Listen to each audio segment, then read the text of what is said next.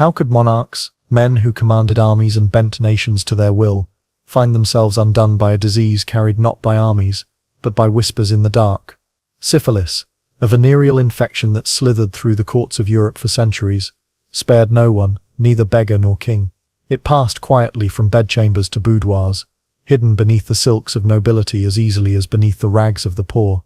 This affliction, which could begin as nothing more than a harmless-looking sore, was often ignored or dismissed in its earliest stage, yet beneath the skin it was already preparing its long campaign, corrupting the body in silence.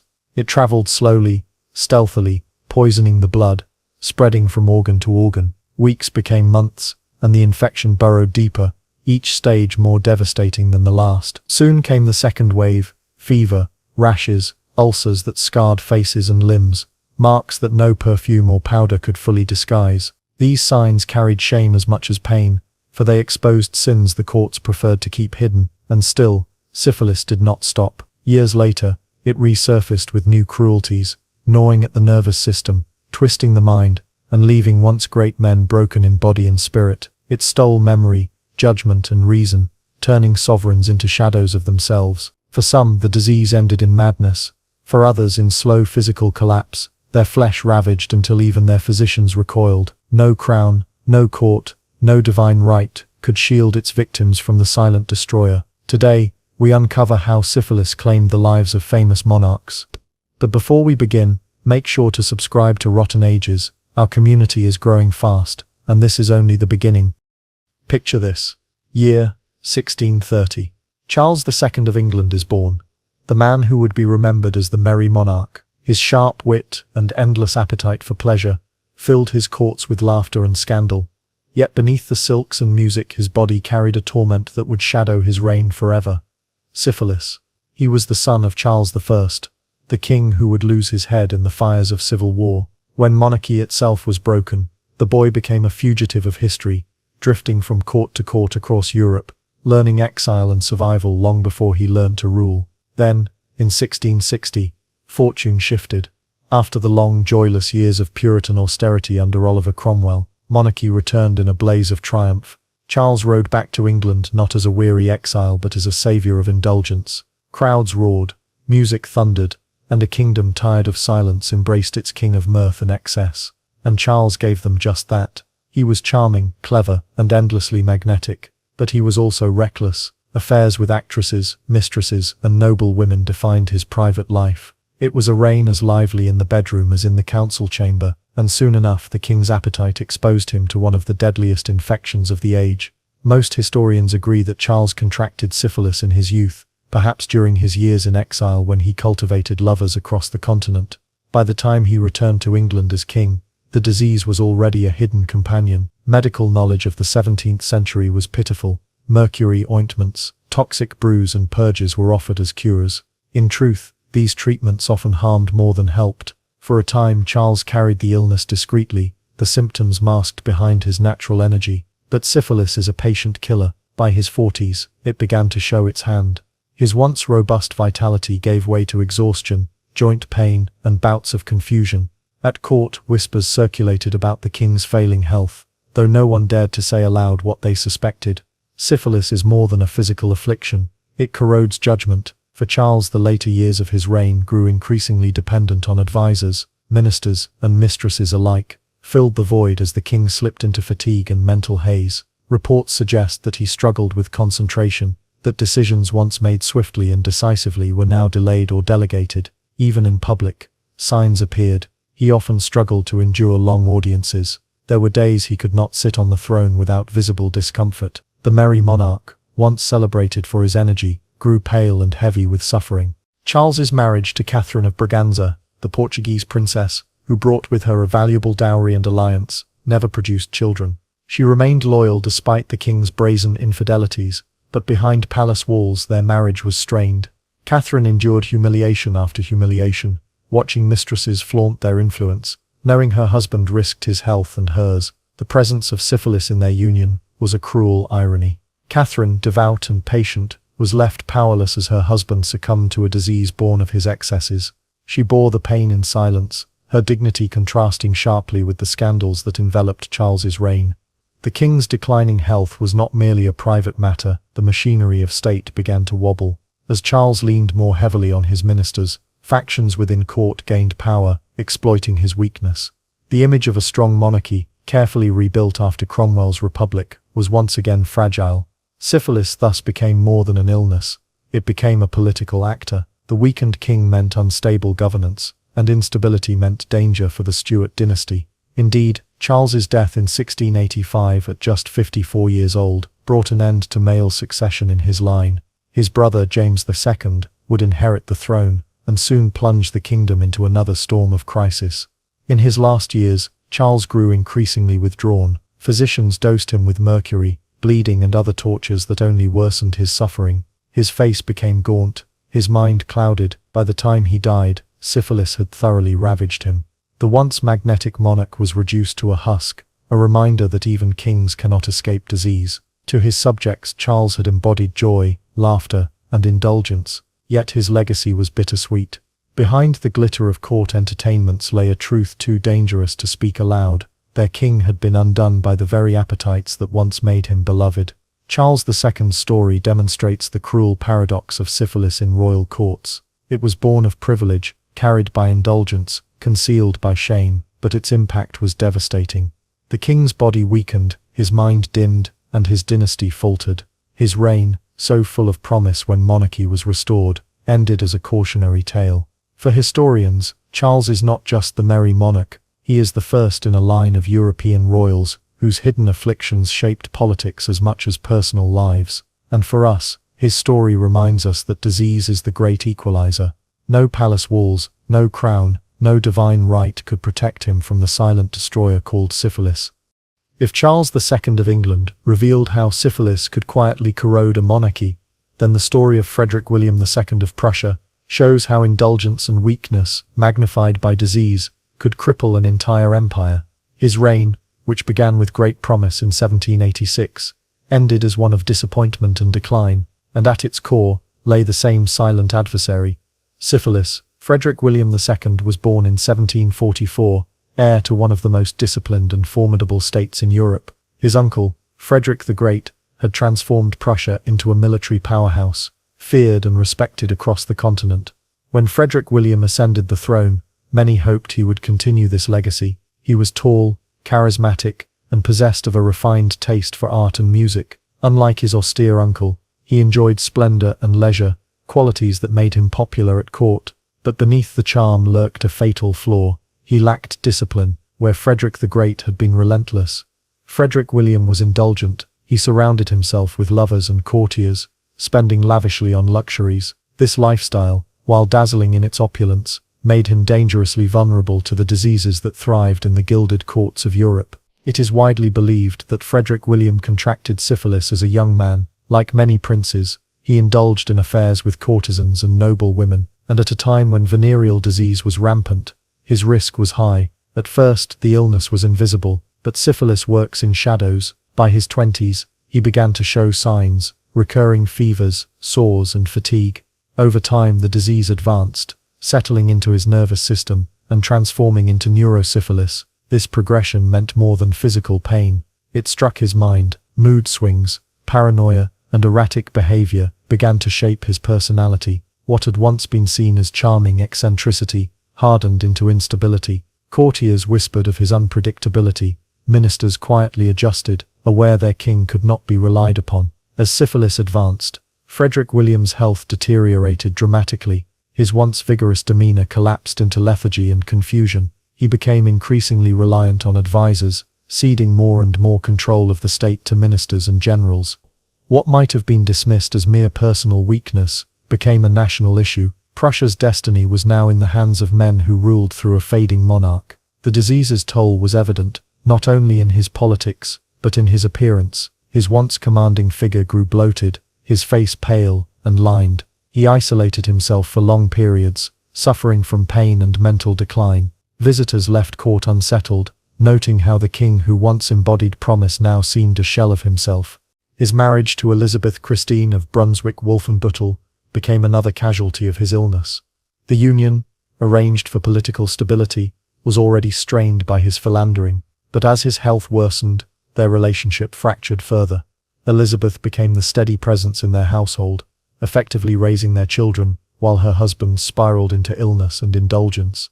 Frederick William's affairs were notorious, many of them carried out brazenly. Several mistresses were rumoured to have contracted syphilis from him, scandals that embarrassed the court and further undermined the king's dignity.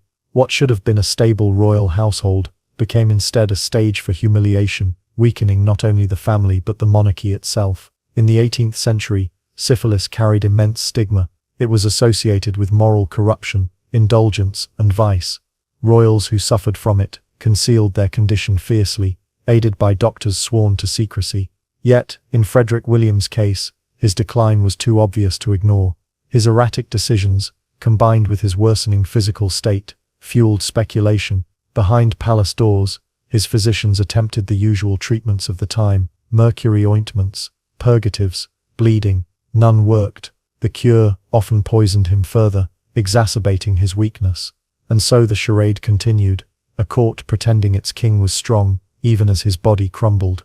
The damage extended far beyond Frederick William's personal life. His inability to govern decisively left Prussia vulnerable. Ministers exploited his weakness, advancing their own agendas. The once efficient Prussian state grew sluggish, riddled with corruption and indecision. Foreign powers noticed. Where Frederick the Great had commanded respect, Frederick William inspired doubt. Diplomats remarked on the decline of discipline in Prussia's military and the lack of coherent policy from Berlin. The king's incapacity to assert authority weakened his state at a critical moment in European history. And then came the French Revolution. As France plunged into chaos, monarchies across Europe scrambled to respond. Prussia, once a leader in continental politics, faltered. Frederick William was too ill, too distracted, too dependent on others to mount an effective strategy. His kingdom drifted, unprepared for the storms to come. The disease not only robbed him of authority, but of companionship. As his health worsened, he withdrew further from public life. Those closest to him found him difficult, even frightening. His paranoia bred suspicion, and his erratic moods alienated allies. The once sociable monarch became increasingly isolated, surrounded only by sycophants and opportunists. Accounts describe him in his final years as barely recognizable, a bloated, broken figure who had lost not only his physical strength but his mental clarity. His reign, which had begun with such promise, was collapsing into tragedy. Frederick William II died in 1797, at the age of 53. His death, attributed in part to syphilis, left a kingdom weakened and disillusioned. He was succeeded by his son Frederick William III, who inherited not only the throne but the chaos left behind. The once mighty Prussia, forged by Frederick the Great, had been sapped of vigor by a monarch whose reign was defined by indulgence, weakness, and disease. The king's personal affliction had become a national catastrophe, eroding the efficiency and discipline that had once made Prussia feared. A legacy of failure. For historians, Frederick William II stands as a reminder of how personal weakness and illness can reshape history. His failure was not merely his own, it was the failure of a dynasty. Syphilis may have been his private torment, but its effects spilled into politics, diplomacy, and war, where his uncle had carved Prussia's place among Europe's great powers. Frederick William squandered it. His reign is remembered less for achievements than for decline, less for strength than for indulgence. The disease that consumed him left scars, not only on his body, but on his empire. The broader lesson. The story of Frederick William II reveals the dual nature of syphilis in royal courts. It was a disease of secrecy, concealed by doctors, whispered about by courtiers, yet its effects could never truly be hidden. A monarch's failing health meant a failing state, and in Prussia, the rot of syphilis spread from the king's body to the kingdom's foundations. The lesson is stark: even the mightiest empire can falter when its ruler is consumed by weakness. In Frederick William's case, the glitter of art, music, and indulgence could not disguise the slow decay of his reign. Behind the curtains of opulence, syphilis was at work, dismantling both a man and a dynasty. When Louis XV of France first ascended the throne, the people called him Le Bien-Aimé, the beloved. He was young, charming, and seemed to embody the promise of a new era after the long and exhausting reign of his great-grandfather Louis XIV, the Sun King. But history rarely grants happy endings. By the time Louis died in 1774, he was despised, mocked, and seen as a symbol of decadence and decline, and buried within his tragic downfall was a private torment: syphilis. Louis was born in 1710. At the age of 5 he inherited the throne after the death of his great-grandfather. His early reign was steered by regents, most notably Philippe II, Duke of Orléans, who governed until the boy came of age. For the French, the youthful monarch symbolized renewal, a fresh start after the grandeur and excess of Louis XIV. As Louis matured, his reign initially seemed promising. Courtiers and commoners alike admired his good looks and intelligence. The public, weary from war and taxation, projected their hopes onto him. But Louis was a man divided, torn between duty and indulgence, responsibility and desire, and into that desire crept the shadow of syphilis.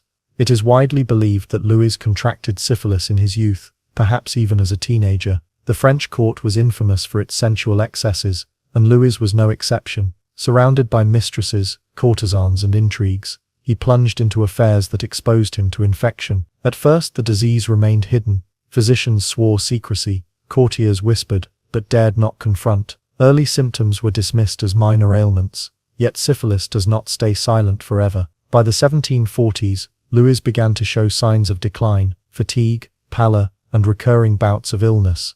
By his 40s, the disease had worsened. Louis grew irritable, weak, and prone to periods of withdrawal. The once vigorous monarch seemed increasingly frail. His nervous system, likely attacked by advancing neurosyphilis, began to betray him. His judgment suffered, his moods darkened. To the people of France this transformation was devastating. The man they had adored was now a distant, sickly figure, hidden behind courtiers and ministers. The love that had once been his crown jewel curdled into resentment.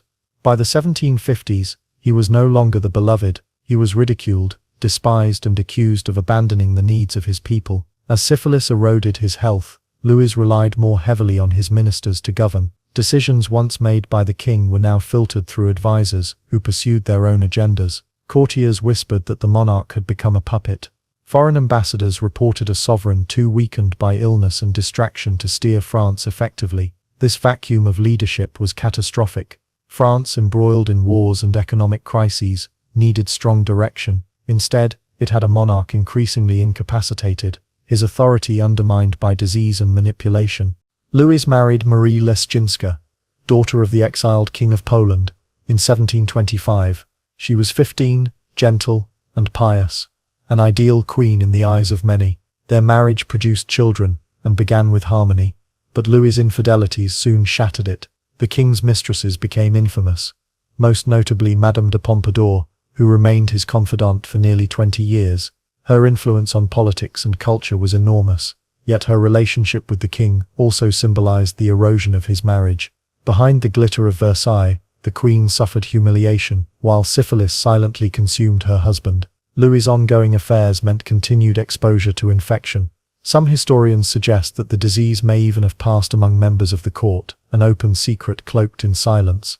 For Marie the reality was bitter. She was queen, yet powerless, forced to watch her husband waste himself in pleasure and sickness. As Louis's health faltered, so too did his popularity. By the late 1750s, France was sliding into crisis, mounting debt, failed wars, and unrest among the people. The once beloved monarch was now a symbol of decay. Whispers of syphilis only deepened the disdain.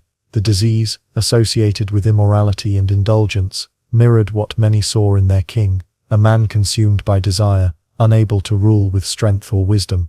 Cartoons and satires mocked him as weak, corrupt and enslaved to his mistresses. By the 1760s, Louis was visibly failing. His once vibrant face had become gaunt. His body bore the ravages of advanced syphilis. He suffered recurring fevers, exhaustion, and signs of cognitive decline.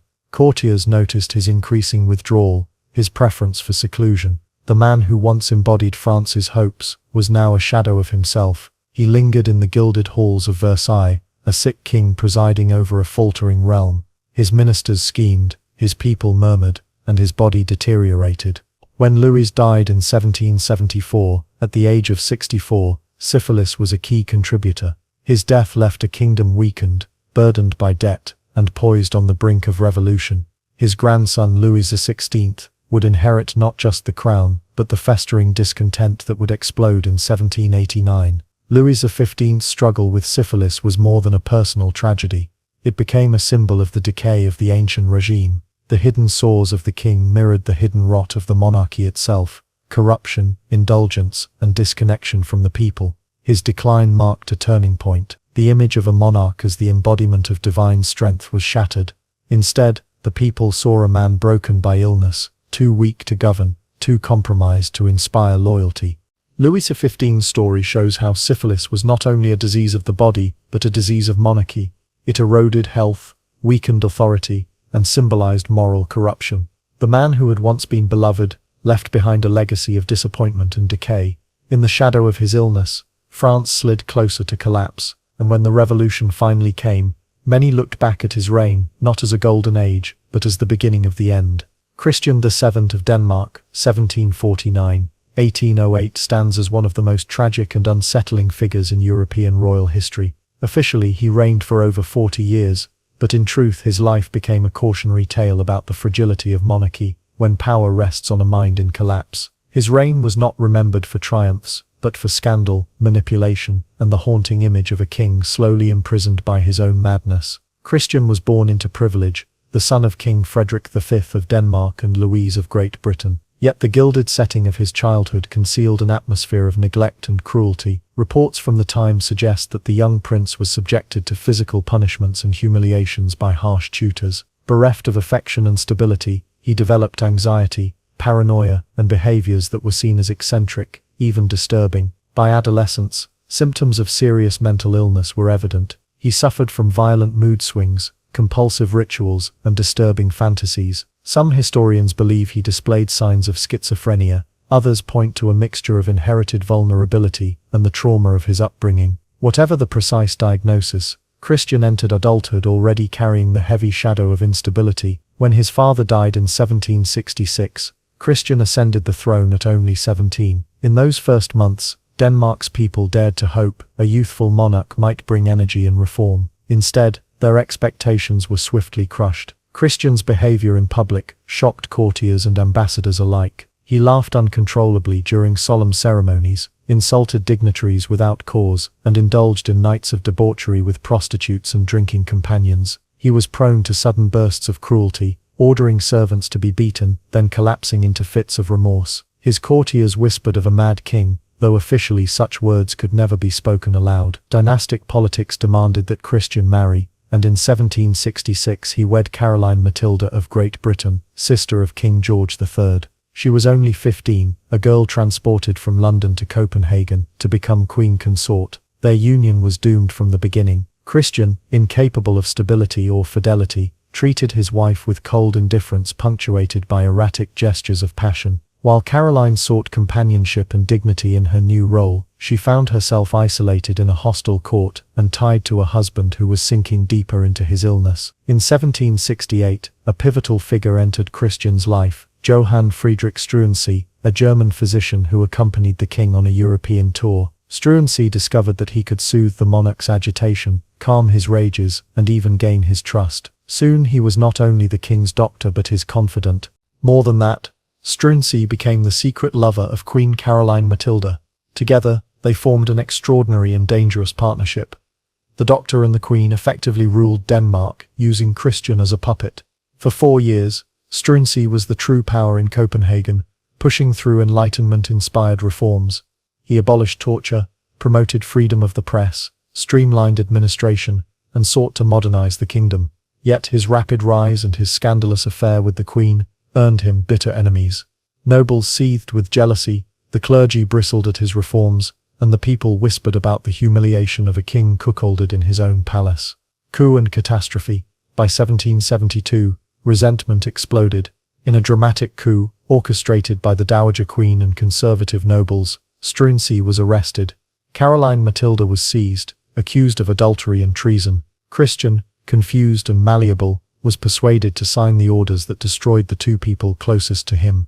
Struensee was condemned to death in a gruesome public execution, dismembered and beheaded before a jeering crowd. Caroline Matilda, stripped of her crown, was exiled to Germany. She died of scarlet fever only a few years later, at 23. For Christian, the aftermath was hollow. He remained nominally king, but the throne was emptied of authority. Real power shifted to regents and advisors, who ruled in his name while he drifted further into illness. Christian lived for more than 3 decades after these events, but his life was a prolonged decline. He became a shadow, a man increasingly detached from reality. Witnesses reported his obsessive hand-washing, his hours spent muttering the same phrases, his sudden fits of laughter or terror. The court tried to conceal the depth of his illness, but foreign ambassadors described a king who was effectively imprisoned by his mind. His son, the future Frederick VI, and a circle of ministers took control of governance. Christian remained a ghostly presence, wearing the crown but exercising no true power.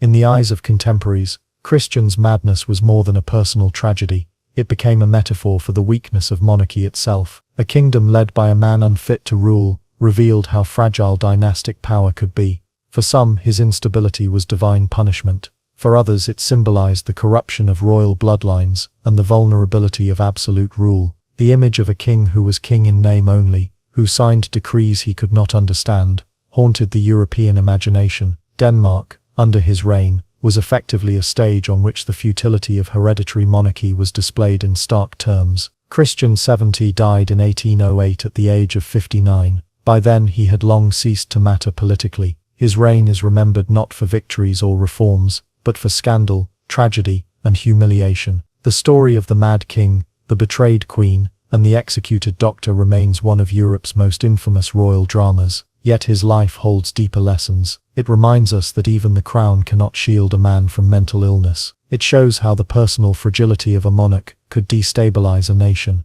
and it illustrates how secrecy, stigma, and manipulation could turn a throne into a cage. For 40 years Denmark had a king who could not rule. Behind the gilded walls of Copenhagen, power passed through other hands: ministers, mistresses, physicians and regents. The crown sat on Christian's head, but the throne itself was hollow. His reign was less a chapter of governance than a long interlude of vacancy, a warning of what happens when the individual fate of a monarch collides with the destiny of a nation. Christian VII's tragedy was remembered above all as a reign consumed by madness. Yet in the same century, the shadow of syphilis haunted the courts of Europe, often mistaken for other illnesses, or hidden behind the language of melancholy and decay. Some historians have speculated that his erratic behavior may even have overlapped with the silent afflictions of the age, diseases like syphilis that blurred the line between body and mind. Whether or not Christian himself carried the infection, his broken reign unfolded in a Europe where the disease thrived, moving silently through royal bedrooms and leaving crowns trembling on fragile heads. He was not alone in ruling under the shadow of the silent destroyer. Charles II of England carried it to the grave. Frederick William II of Prussia was ravaged by it, his body and mind undone. Louis XV of France, once the beloved, ended despised, his decline marked by the disease. Even beyond these, whispers of syphilis touched other thrones, from Tsars in Russia to dukes in Italy, proving that no crown stood above infection. From Charles II's hollowed body to Frederick William's collapse, from Louis XV's mocked decline to Christian VII's madness, one truth emerges: syphilis was not just a disease of the flesh, but a disease of crowns. It gnawed at dynasties from within, turning kings into ghosts of themselves and thrones into prisons of shame. Physicians whispered, mistresses vanished, and courts conspired to hide the sores of sovereignty. Yet the rot could not be disguised forever. These monarchs, who bent nations to their will, were reduced to shadows by an affliction, carried not by armies, but by whispers in the dark. The story of syphilis in royal blood is a reminder that no crown, no divine right, no empire can withstand the slow, patient cruelty of disease. And so, behind gilded walls and sacred rituals, history left us a single bitter lesson: kings may command armies, but they cannot command their own flesh. The silent destroyer spared no one, not the beggar in the street, not the ruler on the throne.